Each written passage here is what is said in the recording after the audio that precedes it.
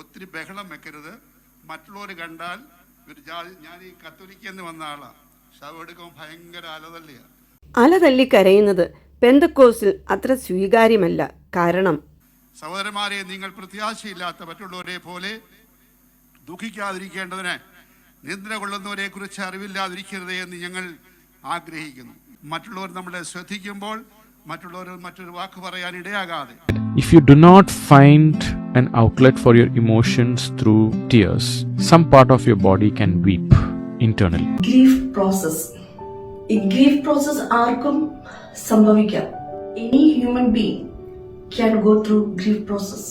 നമ്മുടെ loved one നമുക്ക് നഷ്ടമാകുമ്പോൾ, അല്ലെങ്കിൽ ഫിനാൻഷ്യൽ ക്രൈസിസ്, അല്ലെങ്കിൽ എനി കൈൻഡ് ഓഫ് ട്രോമ നമ്മുടെ ജീവിതത്തിൽ ഉണ്ടാകുമ്പോൾ നമുക്കുണ്ടാകുന്ന കുറേ സ്റ്റേജസ്, അതാണ് ഇന്ന് ഞാൻ നിങ്ങളുമായിട്ട് ഷെയർ ചെയ്യാൻ പോകുന്നത്. So theory says there are 5 stages of grief process. ഞാൻ പഠിച്ചുകൊണ്ടിരുന്ന സമയത്ത് ഞാനത് ഓർക്കാൻ വേണ്ടിയിട്ട് ഞാൻ ഉപയോഗിച്ചുകൊണ്ടിരുന്ന ഒരു തരീക്ക ഉണ്ടായിരുന്നു, ഡാബ്ഡ.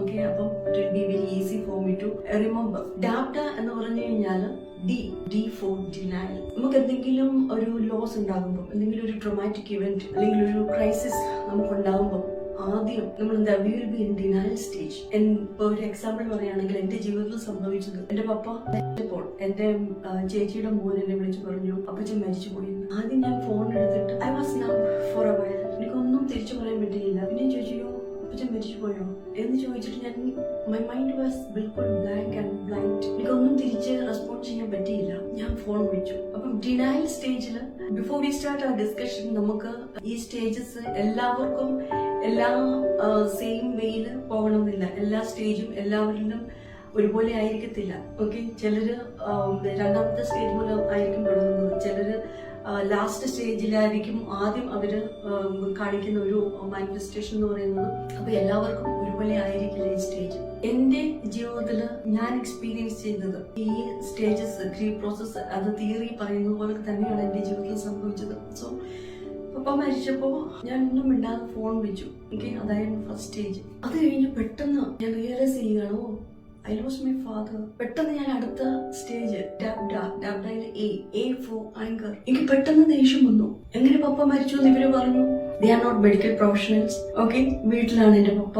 അപ്പൊ ആരാണ് ഇവരോട് പറഞ്ഞത് പപ്പ മരിച്ചെന്ന്? പെട്ടെന്ന് ഞാൻ ഫോൺ ചെയ്തിട്ട് പറഞ്ഞു, നിങ്ങളോട് ആരാ പറഞ്ഞത് പപ്പ മരിച്ചെന്ന്? നിങ്ങളോട് ആര് പറഞ്ഞു ഡയറക്റ്റ് പപ്പയുടെ ഡെഡ് ബോഡി കൊണ്ട് മോർച്ചറിയിൽ വെക്കാൻ? നിങ്ങൾ ഏതെങ്കിലും ഫിസിഷ്യനെ കാണിച്ചോ? ഏതെങ്കിലും ഡോക്ടറിനെ കാണിച്ചോ? It should be the physician who is suppose to declare that the person is dead. അപ്പൊ എന്റെ ചേച്ചിയോട് പറഞ്ഞു, ഇല്ല, അടുത്ത ഞങ്ങളുടെ വീടിനടുത്ത് ഒരു നേഴ്സ് ആന്റി ഉണ്ട്, ആന്റി ഒന്ന് നോക്കി, പൾസൊക്കെ നോക്കി, എന്നിട്ട് പൾസില്ല, അങ്ങനെ അച്ഛൻ മരിച്ചു പോയി എന്ന് പറഞ്ഞു. ഞാൻ പറഞ്ഞപ്പോ നാട്ടുകാരല്ല തീരുമാനിക്കുന്നത് എന്റെ പപ്പ മരിച്ചു ഇല്ലയോ എന്ന്. എന്തുകൊണ്ട് നിങ്ങൾ എന്റെ പപ്പയെ ഒരു ഡോക്ടറിന്റെ അടുത്ത് കൊണ്ടുപോയില്ല? എനിക്ക് ആകെ പാടിയമാതിരി ദേഷ്യം പോലെ വന്നു, എല്ലാവരോടും ദേഷ്യം. അത് കഴിഞ്ഞിട്ട് പിന്നെ അടുത്ത സ്റ്റേജിലോട്ട് ഞാൻ കയറി, ബാർഗെയിനിങ്.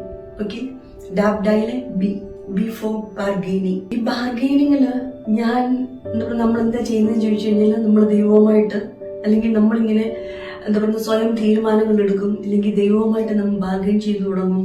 അപ്പൊ ഞാനും ഇങ്ങനെ മനസ്സിൽ പ്രാർത്ഥിച്ചു, ദൈവമേ, ഞാൻ ചെന്ന് പപ്പായെ കാണുമ്പോൾ മോർച്ചറിയിൽ നിന്ന് പപ്പായുടെ ഡെഡ് ബോഡി പുറത്തോട്ടെടുക്കുമ്പോൾ പപ്പ ഒന്ന് കണ്ണ് ചിമ്മിയിരുന്നെങ്കിൽ, ഒന്ന് പപ്പ കണ്ണ് തുറന്നിരുന്നെങ്കിൽ. ഇത് എന്നെ പറ്റി എല്ലാവർക്കും തോന്നി. എന്റെ മമ്മിയും പറഞ്ഞു, ഡെഡ് ബോഡി എടുത്ത് കൊണ്ടുവരുമ്പോൾ പപ്പ ജീവിക്കും. അങ്ങനെ നടക്കാൻ പോകാത്ത ഒരു സംഭവം നടക്കും എന്ന് നമ്മൾ വിശ്വസിക്കുന്നു. ദൈവത്തോട് നമ്മൾ പറയുന്നു, പപ്പ തിരിച്ചു വന്നു കഴിഞ്ഞാൽ ഞങ്ങൾ ഇനിയും കുറച്ചുകൂടെ സുവിശേഷം വിളിച്ചു പറയുന്നതിൽ കുറച്ചുകൂടെ ആക്റ്റീവ് ആകും, പപ്പായെയും കൊണ്ട് പരസ്യയോഗത്തിൽ കൂടുതൽ പരസ്യയോഗങ്ങൾക്ക് പോകും എന്നൊക്കെ ഞാനിങ്ങനെ തീരുമാനിക്കുകയാണ് മനസ്സിലായോ? സോ അതാണ്, that's what happens in bargaining stage. അപ്പൊ ഞാനും എന്റെ ദൈവത്തോട് പറഞ്ഞു, ദൈവമേ, മോർച്ചറിയിൽ നിന്ന് പപ്പ പുറത്തു വരുമ്പോ ഒന്ന് കണ്ണു തുറന്നിരുന്നെങ്കിൽ. ഞാനപ്പോ പപ്പയുടെ ഡെഡ് ബോഡി കണ്ടപ്പോ ഇടയ്ക്കിടയ്ക്ക് ഞാൻ പപ്പായെ നോക്കും, പപ്പയുടെ കണ്ണ് തുറക്കുന്നുണ്ടോ പറഞ്ഞു മനസ്സിലായി. അപ്പൊ ഇത് എല്ലാവർക്കും സംഭവിക്കുന്ന ഒരു കാര്യമാണ്, ബാർഗെയിനിങ് വിത്ത് സൂപ്പർ നാച്ചുറൽ പവർ. പിന്നെ സംഭവിക്കുന്നത് ഡിപ്രഷൻ.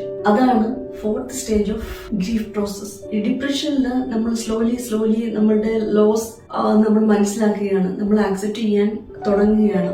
ഈ ഡിപ്രഷന്റെ സ്റ്റേജ് വരുമ്പോൾ നമ്മൾ ആരോടും അധികം സംസാരിക്കാൻ താല്പര്യപ്പെടത്തില്ല, നമ്മൾ മൗനമായിട്ടിരിക്കും.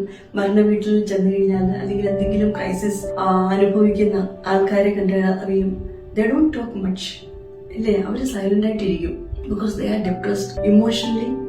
അവരൊത്തിരി ഡിപ്രസ്ഡ് ആയിട്ടിരിക്കുന്നതുകൊണ്ട് അവർക്ക് അധികം സംസാരിക്കാൻ കഴിയില്ല. അവരിങ്ങനെ മൂടിയായിട്ട് ഗ്ലൂമി ആയിട്ട് എപ്പോഴും ഇരിക്കും. ഓക്കെ, അപ്പൊ അത് എനിക്കും സംഭവിച്ചു. എനിക്കധികം ആരോട് സംസാരിക്കാൻ കഴിയുന്നില്ല. ആരെങ്കിലും എന്തെങ്കിലും ചോദിച്ചാലും ഒന്നോ രണ്ടോ വേർഡ്സിൽ മറുപടി പറഞ്ഞ് ഞാനവിടെ നിർത്തും. ലാസ്റ്റ് സ്റ്റേജാണ് ആക്സെപ്റ്റൻസ്. നമ്മുടെ ഈ എന്താ പറയുന്നത് loss of our dear and near ones, അല്ലെങ്കിൽ നമ്മൾ ഏറ്റവും അധികം സ്നേഹിക്കുന്ന ആള് നമുക്ക് നഷ്ടപ്പെട്ടു. അതൊരു റിയാലിറ്റിയാണ്, റിയലായിട്ട് സംഭവിച്ചതാണ് എന്നൊക്കെ നാം സ്വയം മനസ്സിലാക്കി അതിനെ ആക്സെപ്റ്റ് ചെയ്യാൻ തുടങ്ങുന്ന ഒരു സ്റ്റേജ്, അതാണ് ആക്സെപ്റ്റൻസ്. അപ്പൊ ഞാൻ എന്തിനാണ് ഇത് പറഞ്ഞതെന്ന് ചോദിച്ചു കഴിഞ്ഞാൽ, these are the stages we go through whenever we face or whenever we experience any kind of crisis or traumatic event. അപ്പോൾ these are the defense mechanisms accept by our body. അല്ലെങ്കിൽ നമ്മള് എന്താ പറയുക, നമ്മള് എന്തെങ്കിലും ഒരു ലോസ് ഉണ്ടാകുമ്പോൾ, അല്ലെങ്കിൽ നമ്മുടെ ജീവിതത്തിൽ എന്തെങ്കിലും ക്രൈസിസ് ഉണ്ടാകുമ്പോൾ നമ്മൾ ഉറക്കെ കരയും, ഉറക്കെ പറയും. കുറച്ചു നേരം കരഞ്ഞു കഴിഞ്ഞിട്ട് നമ്മൾ നോർമൽ ആകും, അല്ലേ? അപ്പോ ഈ ഗ്രീഫ് പ്രോസസ് എന്ന് പറയുന്നത് ഇറ്റ്സ് ക്വൈറ്റ് നോർമൽ.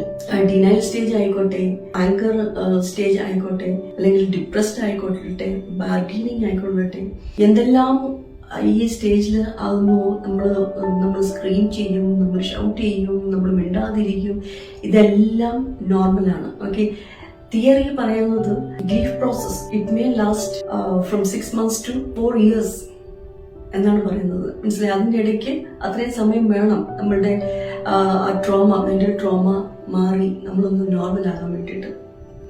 അപ്പൊ ഞാൻ പറഞ്ഞത് ഇത് നിങ്ങളുമായി ഷെയർ ചെയ്യാനുള്ള ഒരു കാര്യം എന്താണെന്ന് ചോദിച്ചു കഴിഞ്ഞാൽ, നമ്മള് പറയുന്നത് കേട്ടിട്ടുണ്ട് ഇല്ലേ, പെന്തക്കോസ്തുകാർക്ക് എന്തെങ്കിലും ലോസ് ഉണ്ടായാൽ, എന്തെങ്കിലും ട്രോമ ഉണ്ടായാൽ, they are not supposed to cry, they should not cry. This is what they teach and I just don't understand why. ഈ ഡിഫൻസ് മെക്കാനിസം, ബോഡി ആക്സെപ്റ്റ് ചെയ്യുന്ന ഒരു ഡിഫൻസ് മെക്കാനിസം, ആ ഗ്രീഫ് പ്രോസസ്, അത് എല്ലാവരും അതിൽ കൂടെ പോകും. പക്ഷെങ്കിൽ ഈച്ച് പേഴ്സൺ ഈസ് യുണീക്ക്.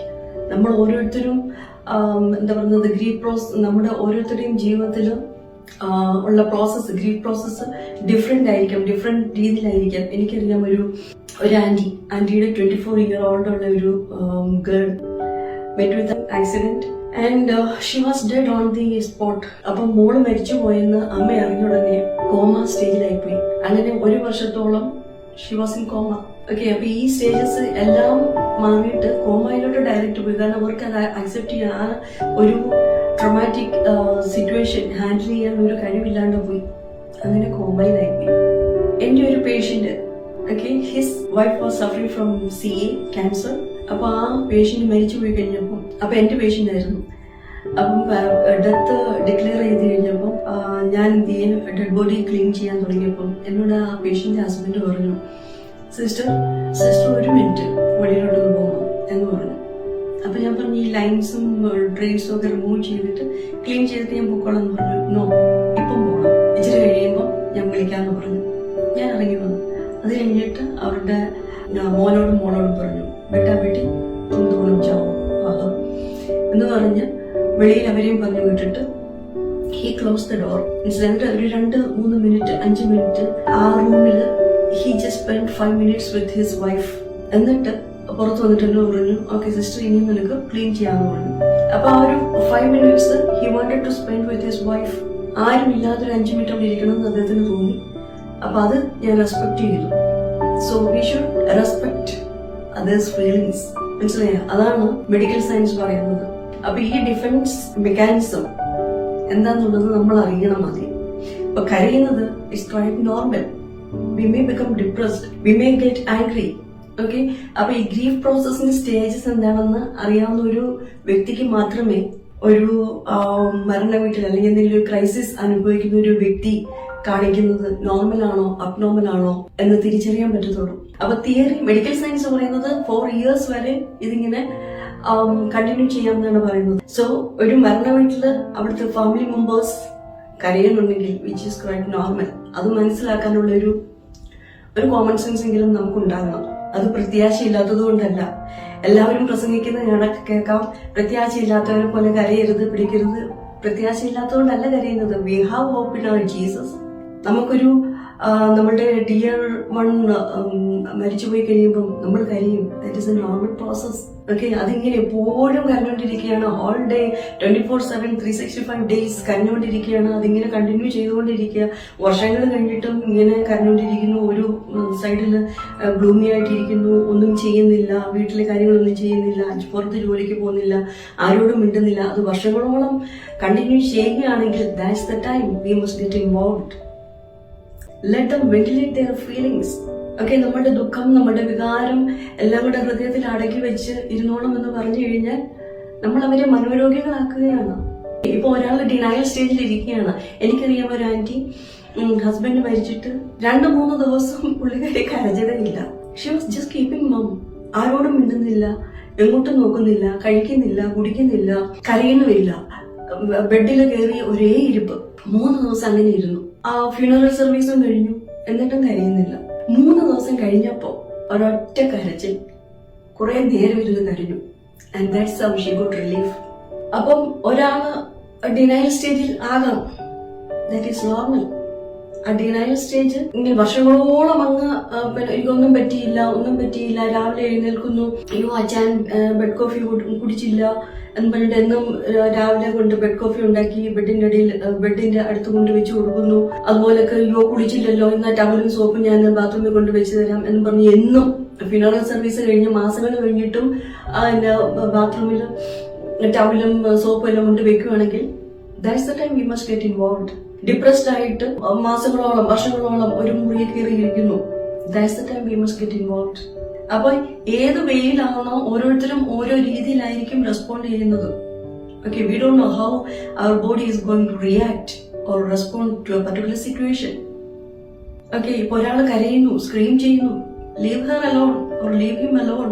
എപ്പോഴാണ് അത് അബ്നോർമൽ ആകുന്നത്? എപ്പോഴാണ് ആ പേഴ്സണെ സൈക്കാട്രിസ്റ്റിന്റെ അടുത്ത് അല്ലെങ്കിൽ സൈക്കോളജിസ്റ്റിന്റെ അടുത്ത് അല്ലെങ്കിൽ ഒരു കൗൺസിലറിന്റെ അടുത്ത് കൊണ്ടുപോകേണ്ടത്? ഓൾ ഡേ എവറി ഡേ കരഞ്ഞുകൊണ്ടിരിക്കുമ്പോ അതങ്ങനെ കണ്ടിന്യൂ ചെയ്യുന്നു വർഷങ്ങളോളം.